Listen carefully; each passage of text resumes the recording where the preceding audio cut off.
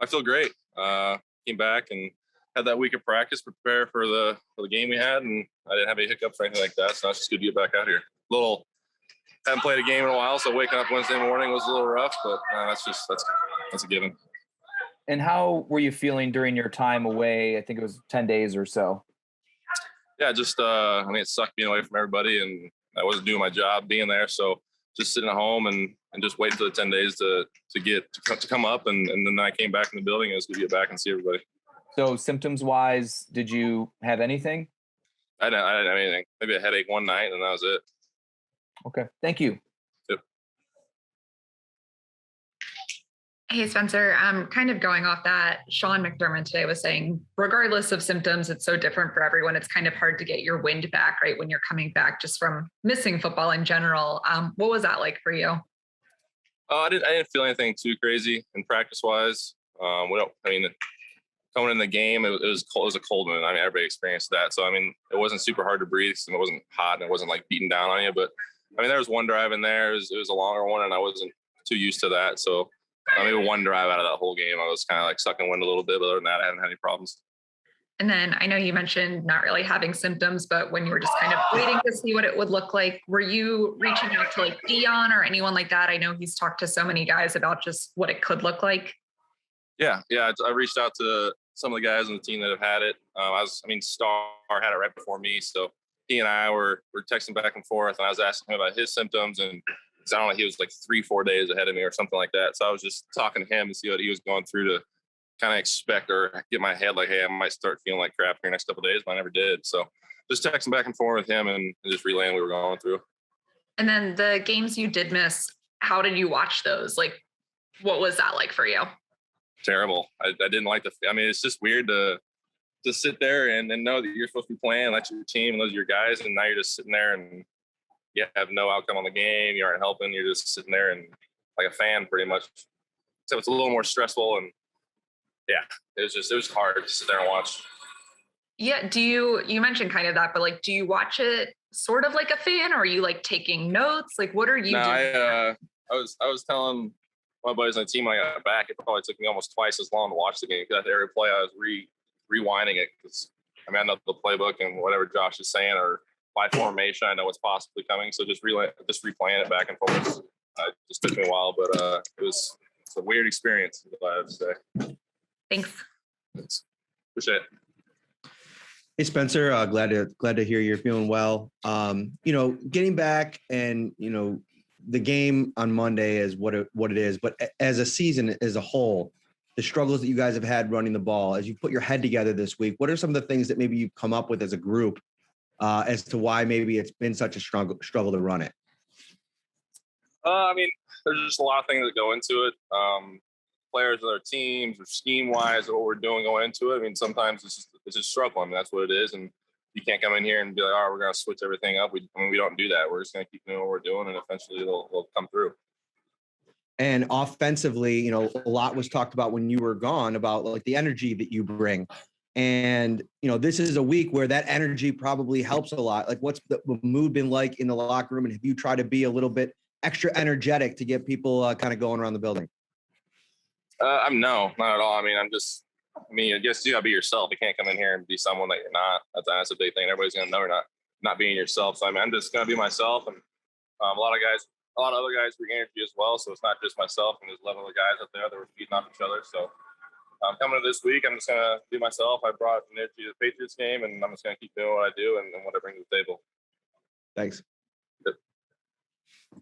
Hey, Spencer, I was curious. Obviously, you talked about what it was like watching the game from home, but is there anything you picked up on? Like, was there anything you learned that you were like, hey, I hadn't noticed that? Just obviously watching it kind of by yourself. I can't say anything specific. It's hard to sit there and know what's going on, especially when I wasn't in the building throughout the week. So, preparation wise, I wasn't really involved in, I was sitting in meetings and like this, and I was listening, but sitting here and doing it is a whole different thing. So, I picked up on things here or there, or I wasn't watching the ball. I was just watching what the five guys were doing up front and the possibilities and how they were handling their jobs. But it's just a little difficult not being in the building, but you just kind of, I wasn't watching like a true fan. Like I said, I was replaying it and make my own diagnosis of what was happening. then talking to those guys after the game. And John Feliciano wasn't there, so I was texting back and forth with him about what was happening. But it was just a very, very weird experience. I wouldn't recommend it to anybody. And, during that time, obviously you had more free time than usual. What did you kind of spend your time doing during that 10 days? Just focusing on my weight was a big thing. I'm a guy that's been known I could literally lose 7 pounds while I'm sleeping. So that was a big thing, is just I wasn't able to work out in the weight room. And that's a big thing for me. If I stop working out, it'll just start falling off me. So I just come up with unique ways to work out. I was working out in my driveway, my garage. I have like a walking trail around my house. So I was out there and just getting weird looks from my neighbors, but it is what it is. But I just had to get it done. And that's how kind of I spent my time, just working out and making sure I was taking care of my breathing and things like that, and being on top of it. Do you often lose weight while you're sleeping? Is that like a common occurrence? Or that was a big thing when I was in college, when I was really trying to gain weight, is I would lose pounds throughout I was sleeping. So I'd wake up in the middle of the night, like 2 a.m. and eat something. But now, I mean, it's just like the wear of the season. I mean, the season's long. So, I mean, we're not working out heavy like we are in the summer and things like that. So my weight and muscle just tears off at the end of the season. So it's just maintaining that. I have a follow-up question to that. You're leading us down a path here, but when you wake up at 2 a.m. and want to maintain that weight, what do you eat at that? Like, what's the food of choice? It's a shake, really. I don't want to say sensitive stomach, but I have weird things going on. But I just drink like a big shake, so like 2 bananas, big peanut butter, protein, ice, milk, cinnamon, honey, and then you just drink it. And it's like Cinnamon Toast Crunch. So there, you got a recipe out of that. Okay. Thanks, Spencer. You bet. If you could teach me how to lose weight in my sleep, that would be awesome. Because, I would love to lose 7 pounds. It's really easy. All you got to do is lay there and then it just falls off. Oh, okay, good. Awesome. I'm glad it's that simple. I'll definitely remember that. Okay, great. You got it. Just from an offensive line as a whole, how challenging can it be when you've got guys constantly kind of coming in and out? John's still on IR, shuffling pieces around. Is that tough to get in a rhythm when that's happening so frequently? Not a person, I don't think so. That's one of the pros of being a part of the room that's here in Buffalo, is everybody's just so tight and interchangeable. So like I leave and Cody comes back, and then John goes out, Ike comes in, and then it's just like all interchangeable pieces. I mean, probably outside looking in, it isn't the most ideal situation. But inside the building, I mean, it's just normalcy to us, honestly, and no one really blinks. I mean, that just comes through unison and compatibility, and then we just go out there and roll pretty much.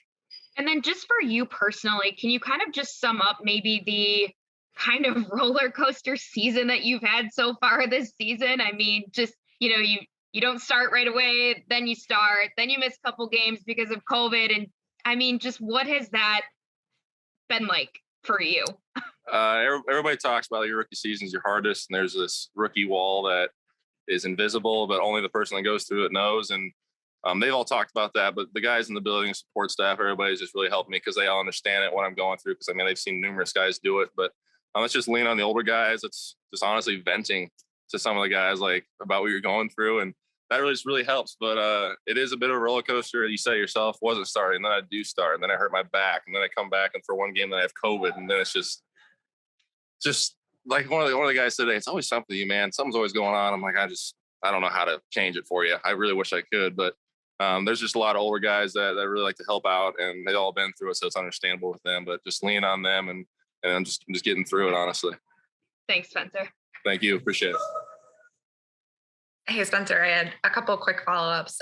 You mentioned kind of being like 4 days behind Star on that timeline. Obviously, AJ's on the list now too, with so many guys going on the COVID list recently. Has that changed any of the conversation around the team of just, what you guys are talking about in regards to that? No, that's not mentioned at all. I mean, that's what we're dealing with right now. So everybody's dealing with right now in the NFL and around the world. So it's just dealing with it. And when it does come up, just doing the precautions that come with it, and then getting back in the building and getting back to work. And then I had one more important question on the whole 2 a.m. shake topic. When you were doing that in college, were your roommates concerned?